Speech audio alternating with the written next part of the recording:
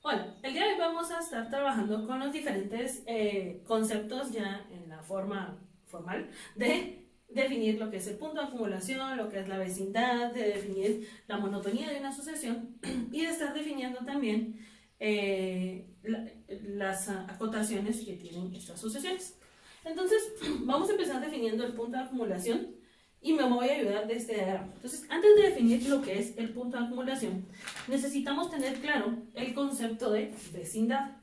Entonces, dentro de los ejemplos del video anterior, donde fue entender los conceptos de forma intuitiva, nos dimos cuenta que el punto de acumulación estaba donde la mayor cantidad de puntos se empezaban a acumular, ¿no? O donde la distancia que había entre los puntos se empezaba a hacer cada vez menor. Si nosotros lo vemos en este diagrama, nos podemos fijar que este punto de acumulación debería de estar, aquí va un valor, otro valor, valor, y poco a poco esos valores se están acercando, y entonces ese valor del punto de acumulación, P o L, depende de la notación que quieran usar, puede ser P sub 0 o puede ser L sub 0, los dos para mí van a ser lo mismo, y los uso al mismo tiempo. Entonces, ese punto de acumulación, si se dan cuenta, las distancias que hay entre los puntos cada vez se van haciendo más pequeñas. Entonces, para entender eso, hay que entender el concepto de vecindad. O sea, para poder establecer que los puntos cada vez están más cerca, nosotros necesitamos definir quiénes son o qué tan cerca es esta definición. ¿A qué voy con esto? Por ejemplo, si yo empiezo a trazar aquí dos líneas, esta aquí y esta aquí, entonces me voy dando cuenta que todos los puntos que están adentro de esta región como moradita, estos son los puntos que se van acercando cada vez a mi punto de acumulación. Entonces, para entender el concepto de vecindad, pensemos en la siguiente pregunta. Sí, yo a ustedes les digo cuáles son los vecinos de Guatemala. ¿Qué es lo que se les viene a la mente?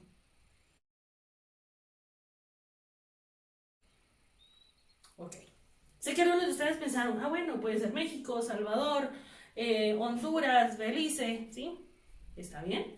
Pero puede ser que otros de ustedes pensaban lo mismo que yo pensé, que cuando me refiero a los vecinos de Guatemala, yo me estaba refiriendo a los del departamento de Guatemala. Entonces miren el mapa. Si ustedes se dan cuenta, en ese mapa, pues yo establezco que mis vecinos, pues ya no son los países obviamente, sino que son todos los departamentos que están alrededor. Y aquí viene algo importante. Cuando yo defino la vecindad es algo relativo, que va a depender mucho de respecto a qué yo considere que es un vecino, ¿no?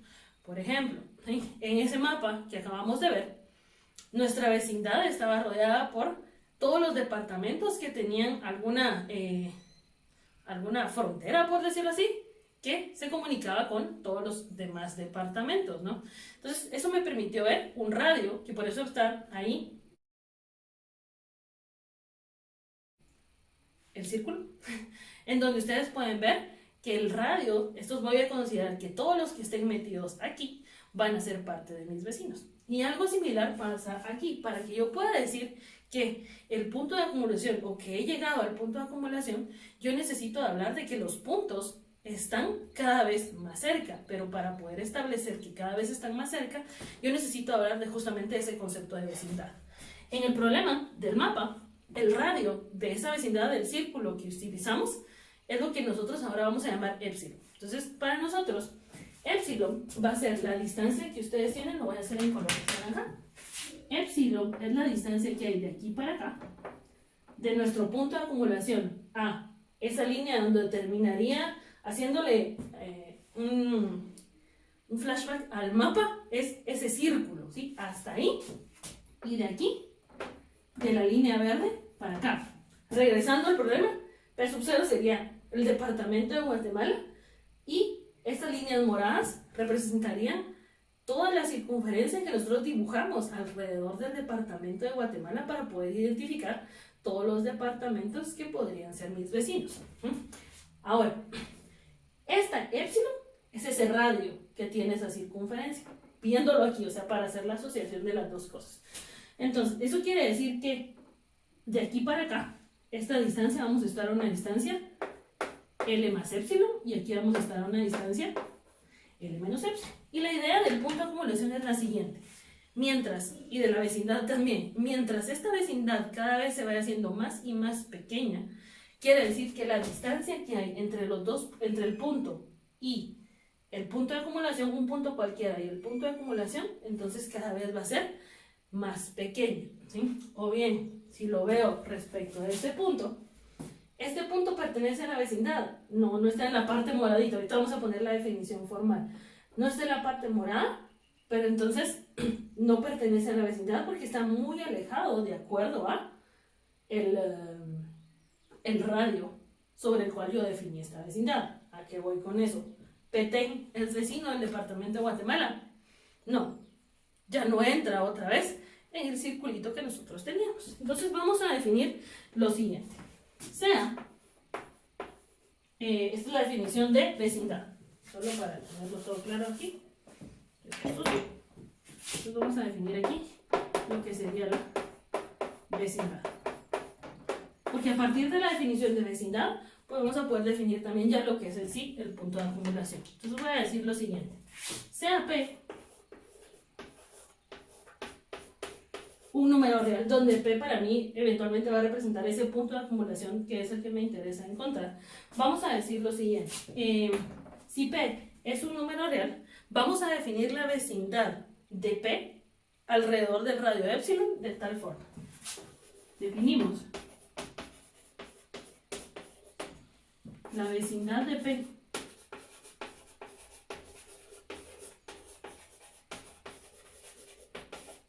con radio epsilon a lo siguiente, al conjunto de todos los puntos que se encuentren dentro de esta región. ¿Cómo escribimos esto matemáticamente? Los vecinos de P, los vecinos de P alrededor del radio epsilon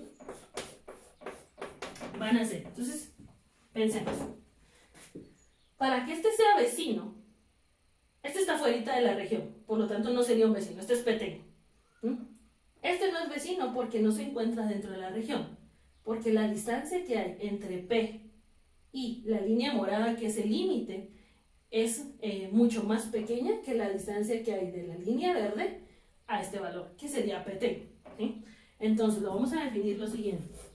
Para Q perteneciente a los reales, para poder decir que uno de estos puntos pertenece a la vecindad, vamos a decir que la distancia que tiene que existir entre el punto P y el punto Q, ¿sí? Este punto P y el punto Q, debe de ser siempre más pequeña que la distancia de epsilon, ¿sí? Entonces, pensemos esto. Si este es, vamos a ponerle a este Q sub 1 y a este Q sub 2. Son dos puntos. Entonces, lo que estoy viendo ahorita es cuáles son los vecinos de P. Q sub 1, miremos. Si yo calculo la distancia que hay entre el punto P y Q sub 1, la distancia entre el punto P y el Q sub 1 es mayor a epsilon. Por lo tanto, hace falsa la proposición y entonces eso me permite a mí decir que el punto Q sub 1 no es vecino de P. Sin embargo, si agarro la distancia entre el punto P y Q sub 2, Q sub 2 sí se encuentra en la región. ¿Por qué? Porque la distancia que hay entre P y Q es más pequeña que el valor de epsilon, ¿sí? Por lo tanto, esta es la proposición, es verdadera, y por lo tanto el punto Q sub 2 sí se considera un vecino de P, ¿sí? Entonces, con este concepto de vecindad, vamos a definir el punto de acumulación.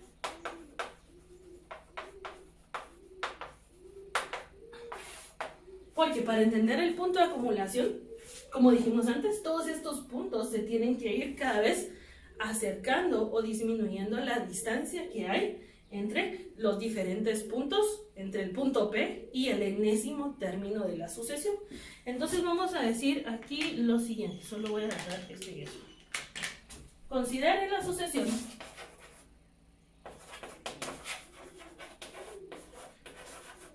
A sub n y considere el punto P sub 0 un P perteneciente a los reales.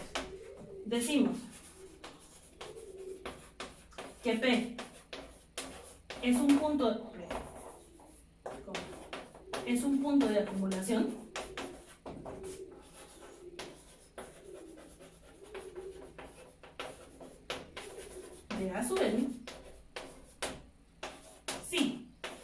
para epsilon mayor a 0, donde epsilon mayor a 0 representa la distancia que hay entre el punto P y nuestra vecindad, o epsilon sería el radio de la vecindad. Si para epsilon mayor que 0 se cumple que el conjunto definido de la siguiente forma: n que pertenece a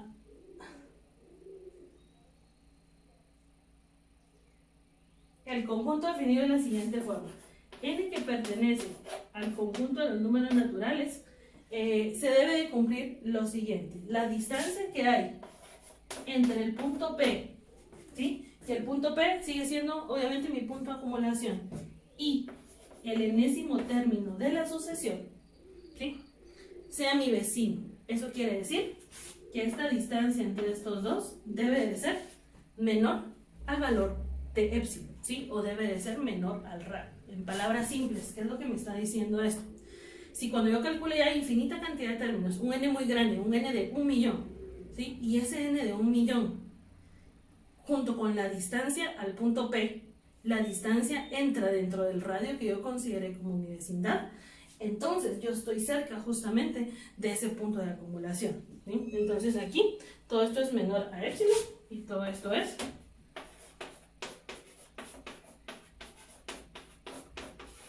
infinito. Entonces se refiere a justamente esto que estamos viendo aquí, que para cierto radio dado, yo voy a tomar como ese punto de acumulación siempre y cuando la distancia que haya entre los puntos y ese famoso punto de acumulación respecto al enésimo término, todas esas distancias sigan perteneciendo a el radio, o todas esas distancias entren dentro de lo que consideré yo como la vecindad, y eso es básicamente lo que es el punto de acumulación. Ahora, aparte de entender las dos definiciones, que si se dan cuenta es lo mismo que hablamos en el video anterior, es dónde se están acumulando o dónde se están juntando todos los puntos, o dónde la distancia entre los diferentes puntos, los enésimos términos o muchos términos de la sucesión se van juntando. También hablamos en el video anterior de lo que era la monotonía. Y en el término de la monotonía, pues definimos lo siguiente. Una sucesión es monótona si esta es creciente o decreciente. ¿Sí? A eso se le llamaba monótona creciente y monótona decreciente. Entonces vamos a decir lo siguiente. La sucesión A sub n es creciente si se cumple lo siguiente. Para todo n que pertenece a los naturales, A sub n más 1 es mayor o igual a sub n. ¿Sí? Pensemos en esto. Para que una sucesión sea creciente, ustedes tienen aquí n, aquí a sub n. Esto lo voy a borrar ahorita, solo es para que entendamos. Aquí tienen ustedes todos los términos, ¿sí? Si una sucesión es creciente, los puntitos vienen así, más o menos, ¿sí? Entonces, acuérdense que este es el valor de n. Para un n, yo tengo asociado un valor a sub n. Acuérdense que aquí es el valor funcional. Acuérdense de esto, que a sub n es lo mismo que f evaluado en n. Y para un valor n más 1, yo tengo asociado un a sub n más 1. Y para decir que es creciente, pues literalmente, el valor en y o en el eje a sub n de a sub n más 1 tiene que ser más grande que el valor que tenemos en a sub n. Eso es lo que me está diciendo esta definición. Ojo, esta definición está en la forma Q si P. O sea, se puede pasar una implicación de tal forma que digamos, si para todo n que pertenece a los naturales a sub n más 1 es mayor o igual a sub n, entonces decimos que la asociación es creciente. Obviamente, vamos a decir lo siguiente. A sub n es decreciente. Sí, ¿cuál debería ser la condición que nos tendría que pasar aquí? Aquí sería al revés, ¿no? Porque entonces los valores deben de ir hacia abajo. Sí, para todo n que pertenece a los naturales, a sub n más 1 es menor o igual a sub n. ¿Sí? Entonces esta es la condición para poder decir si una sucesión es monótona decreciente. Entonces, si alguna de estas dos condiciones se cumple, vamos a decir lo siguiente. Se dice que una serie es monótona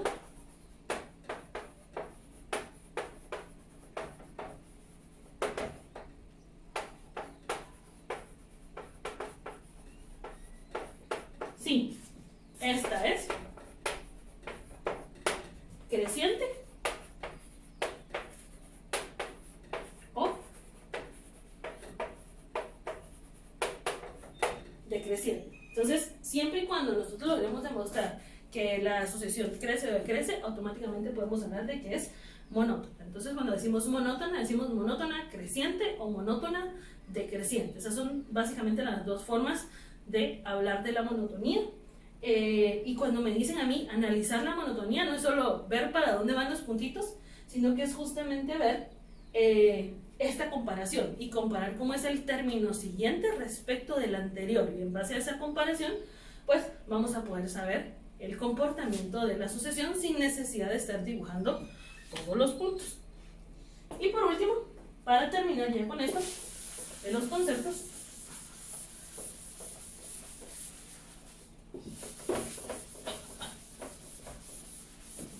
para ya terminar con esto de los conceptos, vamos a hablar de una sucesión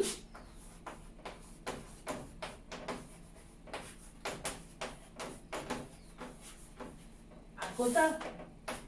Y entonces, en los casos de las sucesiones acotadas, nosotros, si se recuerdan o ven el video anterior, dijimos de dónde a dónde era que existía la sucesión. O sea, la primera, que era la A sub n, estaba entre 0 y 1, 0 sin incluir, y hay una corrección en el video anterior, hasta 1 incluir. Entonces, eso es lo que necesito que recordemos aquí. Entonces, la sucesión está en general acotada. Entonces, voy a volver a hacer un dibujo aquí de una sucesión cualquiera. A sub n, perdón, aquí está n, aquí está nuestro A sub n, y supongamos que la sucesión tiene el siguiente comportamiento. Entonces, aquí tenemos un punto, otro punto, otro punto, otro punto, otro punto, otro punto, como la de la sub n que habíamos visto. Ahora, para estas sucesiones, pues vamos a hablar de que la sucesión está delimitada por dos conjuntos de números reales. Esos dos conjuntos de los números reales se refieren a las cotas que son tanto superiores como inferiores. Entonces, las cotas superiores son todo el conjunto de números reales por encima del valor más grande de nuestra sucesión. Entonces, las cotas superiores irían de aquí para arriba. Y estas cotas superiores las voy a denotar con la n mayúscula. ¿Sí? Es el conjunto de todos los números reales que están arriba del valor mayor de su sucesión. Y luego, pues vamos a hablar también de un conjunto, lo voy a poner en otro color, no en naranja, sino en ya no sé qué color, en verde. Vamos a hablar de otro conjunto, que es el conjunto que está delimitado por el valor más pequeño al cual podría llegar la sucesión, ¿no? Entonces, es todo este conjunto de aquí, que todo este conjunto de aquí se define con m minúscula, que es el conjunto de las cotas inferiores. De nuevo, es un conjunto de números reales sobre los cuales está acotada nuestra sucesión. O sea, son estos dos conjuntos dentro de los cuales aquí adentro está metida nuestra sucesión. Entonces vamos a decir lo siguiente: la sucesión A sub n está acotada superiormente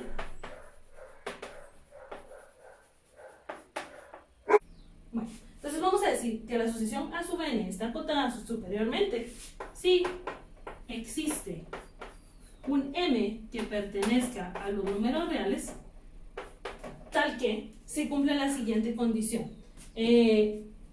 A sub n, en este caso, ¿sí?, ¿cómo tiene que ser respecto a este conjunto de cotas superiores? Con A sub n menor o igual a m para todo n perteneciente a el conjunto de los números reales, ¿sí? O bien, el conjunto de las cotas en una sucesión está acotada superiormente si se cumple esta condición. O lo que quería decir antes, para hablar de las cotas superiores vamos a hablar todo este conjunto que nosotros tenemos acá. Si se dan cuenta, es lo mismo que estamos escribiendo acá. Y podríamos decir, la sucesión A sub n está acotada inferiormente si existe un m, solo en este caso el m minúscula, perteneciente al conjunto de los números reales, tal que A sub n sea mayor o igual a m para todo n que pertenece a los reales. O sea, para las cotas superiores la sucesión tiene que estar encima y para las cotas superiores la sucesión tiene que estar por debajo, ¿sí? O se entendería mejor aquí, lo voy a poner en los dos colores característicos. Las cotas superiores van a ser estas m's, ¿sí? A ese conjunto m es el que se le conoce como el conjunto de las cotas superiores, y a este conjunto m minúscula que está aquí, m minúscula que está aquí, que es esto, se le conoce como el conjunto de las cotas inferiores. Y hay que recordar que tanto la m mayúscula como la m minúscula son dos conjuntos numéricos, dos conjuntos de números reales, que están delimitados, obviamente. Entonces, con eso vamos a hablar de otros dos conceptos, que es el concepto del supremo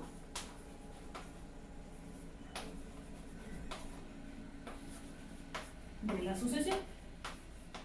Y el supremo de la sucesión se define como este valor, ¿sí? Justamente este valor en donde están empezando las cotas superiores, ¿sí? Entonces el supremo se conoce como el menor, lo voy a poner aquí en ubicar, el menor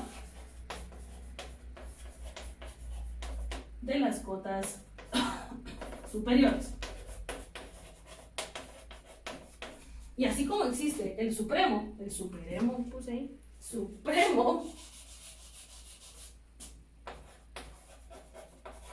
también existe algo asociado con las cotas inferiores, que en el caso de las cotas inferiores estamos hablando de, no lo voy a hacer tan abajo, es el ínfimo.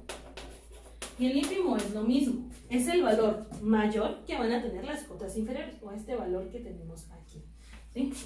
El ínfimo de A sub n lo vamos a definir como el mayor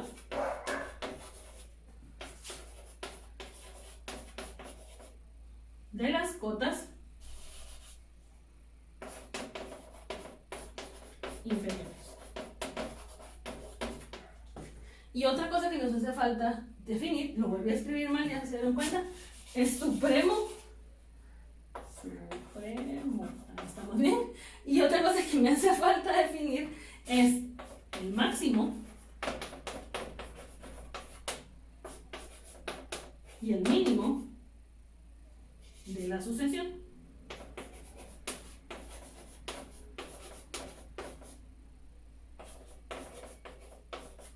Bueno, entonces aquí a la hora de hablar del máximo y el mínimo de la sucesión, pues está relacionado con lo que hicimos en el último video, de dónde a dónde es que existía cada una de las sucesiones.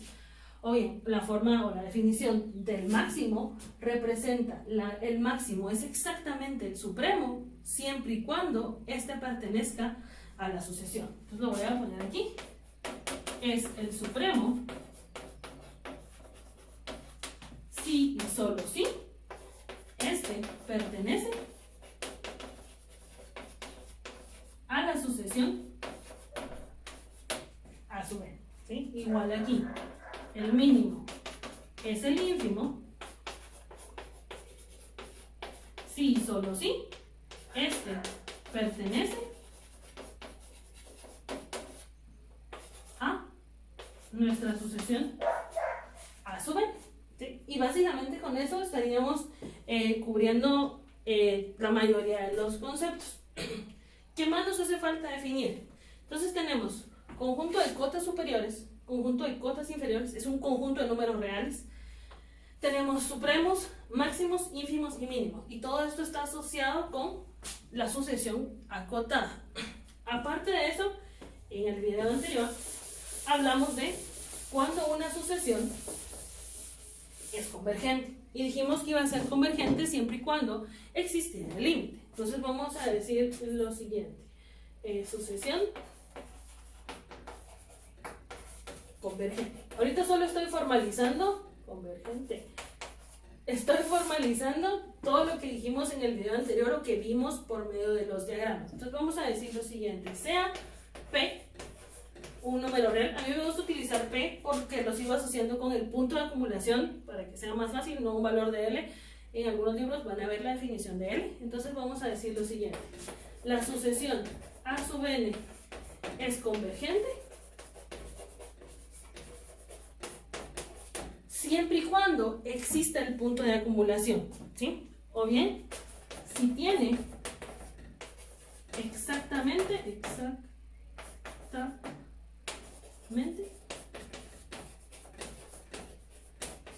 un punto de acumulación.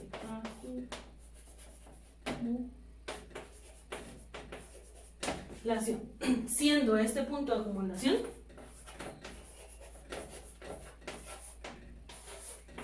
encontrado por medio del límite cuando n tiende a infinito de la sucesión A sub n. ¿Sí? Entonces lo que estamos diciendo aquí es lo que hemos estado diciendo en palabras todo este tiempo, que a medida que n es muy grande, a medida que ustedes se están acercando al enésimo término, entonces se van a ir acercando también a el famoso punto de acumulación. Lo que definimos al inicio de este video, cuando hablamos de la vecindad, cuando hablamos del punto de acumulación, eso es lo mismo que tenemos acá. ¿Sí? Entonces ese punto de acumulación es, no en todas, ¿verdad? Es que a medida que n tiende a infinito, se van acercando al enésimo término, y si la distancia que hay entre ese enésimo término y el punto de acumulación es menor a épsilon o al radio que ustedes definieron, entonces están cerca de encontrar su punto de acumulación. ¿Sí? Entonces con eso terminamos la parte de los conceptos. Me hace falta un teorema, pero lo voy a mencionar después, acerca de sucesiones que son acotadas y sucesiones que son monótonas a la vez, porque si tienen esas dos condiciones, automáticamente vamos a poder decir que la sucesión va a ser convergente. Pero necesito pasar a los ejemplos para que los retomemos y a partir de esos ejemplos ya todo quede un poquito más claro. Entonces con eso terminamos este otro video.